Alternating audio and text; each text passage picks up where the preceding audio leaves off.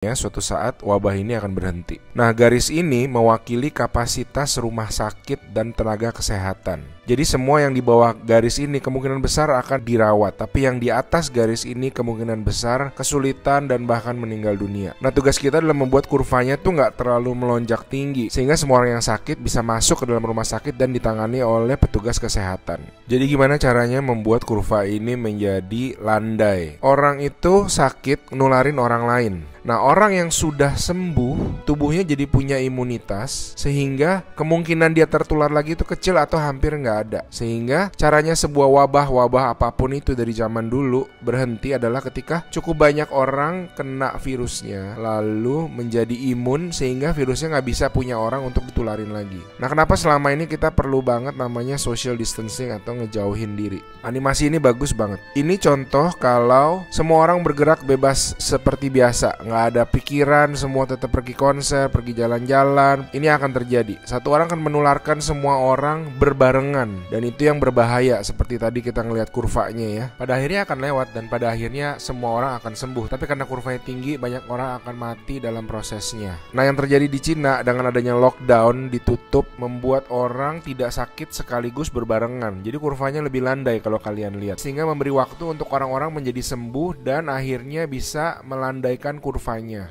Nah, sekarang kita lihat kalau kita lakukan namanya social distancing, yaitu kalau nggak harus banget, nggak usah pergi keluar. Kalau nggak penting-penting banget, nggak usah ketemu temen, nggak usah ada social function, semuanya ditunda dulu. Kita lihat apa yang terjadi.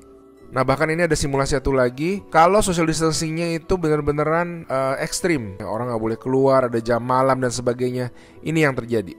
Kita lihat beda banget kan. Jadi ada orang yang akan tetap sakit, tapi mereka bisa masuk rumah sakit dan dirawat. Jadi teman-teman, please do your social distancing, stay at home, work from home,